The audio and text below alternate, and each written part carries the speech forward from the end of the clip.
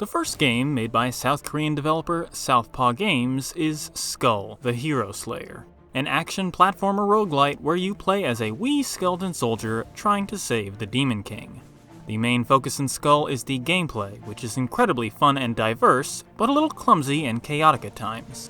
Every run starts out with your skeleton in his most basic state. He can bat people with a discarded leg bone and launch his skull as a projectile as well as teleport to it, giving him a good evasive option. These skills, however, aren't all that strong. They aren't that good at dealing with groups, and they don't get any better the longer you play. Ultimately, it's not the greatest toolset to run through the 5 different stages that make up the game. The solution to that problem lies in Skul's most substantial mechanic, the ability to swap, and this should come as no surprise, skulls. Removing your bonehead and replacing it with a different one completely changes Skul's capabilities, his appearance, his skills, his movement type, and more often than not, changing the entire way you approach each engagement. If you want, you could compare these skulls to the copy abilities from Kirby, where different inhaled enemies provide Kirby with different moves and a fancy hat, but with the skulls providing more significant gameplay alterations. The simple whacks and head throw of the default skull, for instance, work entirely different than, say, the Warlock skull, which has incredibly powerful magic spells, but to cast them at full strength, you're required to charge them up first. Doing so changes the playstyle from one where you pelt enemies with your basic attacks, to one where you are focused completely on evasion, as you are defenseless while charging. But once that spell is complete, you can cause massive damage in a single instant. This playstyle is in turn different from, say, the Werewolf Skull, which puts a greater emphasis on speedy basic attacks and movement with skills centered around dashing. Skulls can also be more suited to specific types of engagements, such as the Swordsman Skull being much better suited against a single target like a boss or a Hammer Knight, whereas the lengthy multi-hits of the Predator Skull are best at stunlocking hordes of weaker foes. Even within the bounds of the same skull, you may find there are significant gameplay differences as well. Each skull can have up to 2 active skills, and these 2 skills are not set in stone. In one run, you might find a Shield Bearer skull that lets you smash the ground and gain a damage-absorbing shield, but another Shield Bearer skull could let you ram forward, knocking around everything in your path. Adapting to these unforeseen skills is part of the roguelite charm. Now, to actually get your hands on these different skulls, you need to earn them. You can't steal these skull powers from enemies like Kirby might. You instead primarily acquire them by going through skull doors. The many rooms that break up each stage offer a small reward for completing them, with the reward based on the door you chose to progress in. The skull doors guarantee a skull as the next reward.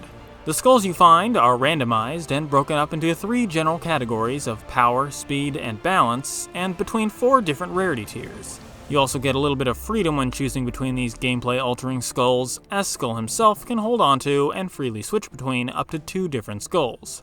Also, finding the weak low-rarity skulls isn't necessarily bad, as every skull that is below the max rarity can be upgraded all the way to the highest tier, granting stronger abilities along the way, provided you can shell out enough of the Bone Shard currency, which is gained by destroying unwanted skulls. Skulls, however, are not the only rewards that affect the way you play the game. The other available doors besides the skull doors have other rewards to offer when completing rooms, which consist of stat and skill buffing items, Quintessence, which are essentially a free skill, and gold, which can be used to buy either, along with healing foods in the shop. For items, you have a total of 9 slots with which to mix and match useful effects. These can range from adding damaging passives to your dash, reducing damage, or increasing crit chance, among so many others. And some items can only have effects when paired with certain skull types or other specific items, and every item comes with 2 different affiliations. These affiliations stack other effects on top of what an item would already do on its own. These affiliation effects also grow stronger the more items of that affiliation you are carrying, creating some interesting trade-offs when choosing what to replace once your inventory is full. But the biggest factor for which items to take and which items to leave, however, is going to be the most basic stat an item can give, and that's either physical or magic damage enhancements. The reason that these 2 are so important, besides the obvious uptick in strength, is that skulls generally lean for one damage type or the other, such as the Warlock Skull being all magic damage right down to the basic attacks. So finding physical damage items is effectively useless, encouraging you to swap out those types of items as soon as possible. But at the same time, having an inventory full of physical damage items creates a situation where it might just be better to abandon a magic damaging skull altogether. So don't be surprised if Roguelite RNG puts your adaptability into the forefront rather than just choosing what you like every run. Your last potential source of power comes from the Quintessence. These glowing pearls bestow onto you a stat buff, but more importantly, a usable skill. These skills are independent from your skull skills and range from summoning creatures to do massive attacks, providing massive temporary buffs like guaranteed critical hits, or can give you defensive or evasive capabilities. These Quintessence skills, however, are on a much longer cooldown than compared to your skull skills, but using them at just the right time can sway a fight heavily in your favor.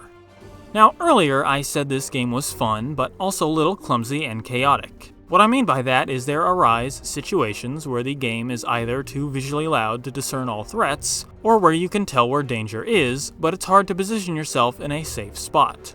This downside is something that becomes more and more prominent the further you get in the game. At the start, it's not so bad. Enemies aren't that aggressive, and the attacks they do can be read a mile away, like the wind-up of these giant Ents, or the spells of these wizards. And the same can be said for the mini-bosses, all of which are based off RPG classes and have attack patterns that aren't that hard to learn, as well as the first stage boss, who can at most use 4 different attacks.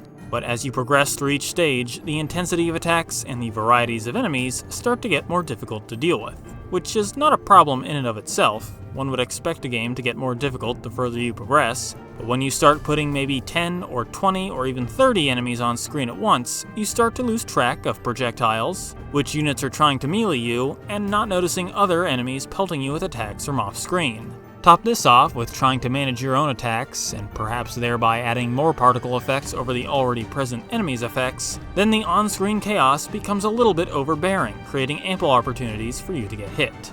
The positioning problem, however, is more noticeable during boss fights. As they slowly ramp up difficulty in each sequential stage, the frequency and precision needed to dodge each attack becomes more and more demanding, but Skull's evasion capabilities can't always match that demand. I'll admit some of this can be based on what skull type you're currently using. Power skulls don't have the same mobility as speed skulls, for instance, but some aspects of evasion aren't based on skull type at all. I've played many a platformer where precision jumping is the key to getting past obstacles and completing stages. They always share a trait when it comes to jumping, and that is the ability to have variable jump heights, specifically by allowing you to hold the jump button a longer time to go a higher distance off the ground. With Skull lacking this feature and having static jump heights, the only way to precisely jump over and weave through attacks is to compensate by moving horizontally toward or away from danger with your jump, to try and time the downward arc to evade, which can be limiting in certain arenas or simply push you into the range of other present dangers. There's also the twinge of randomness here and there that puts you in a position where you know what an attack is going to do and how best to avoid it, but don't know the location it will actually come from, leading to some situations where evading damage is near impossible.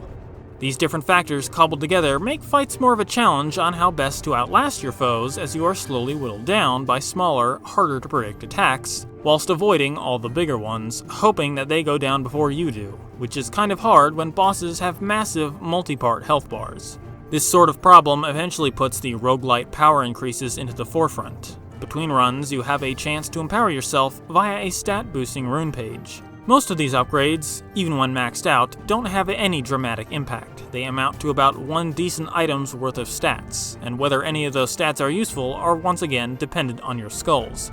But one upgrade in particular could be considered a necessity. It's the one at the far end that will revive you on death with a sizable chunk of your health, effectively giving you a massive second health bar. Something that feels extremely necessary when put in situations where your health is slowly getting whittled down. Conceptually, this is fair, I suppose, given that the bosses have the same mechanic, but having this power feel so necessary to win is kind of, deflating? Especially when the only other option is to put in incredible amounts of time to become so proficient at the stages and bosses that you can easily breeze through them, which isn't really an option to the casual player. That said, even with this power, the game didn't suddenly become easy after obtaining it. It made getting to the later stages much more consistent, but challenging enough that I'd still fail constantly, and retrying over and over lets you try out different combinations of skulls and items. I recall having a really fun time with a dash build centered around the spear soldier skull, something that was completely unintended, but I had a great time using it all the way till the end. Skul is really good at creating those situations. With its various randomized skulls and synergistic items, you're guaranteed to have a good time with some interesting combinations. And provided you can either work or wallop your way past its combative downsides, I think it's a great game to spend some time on.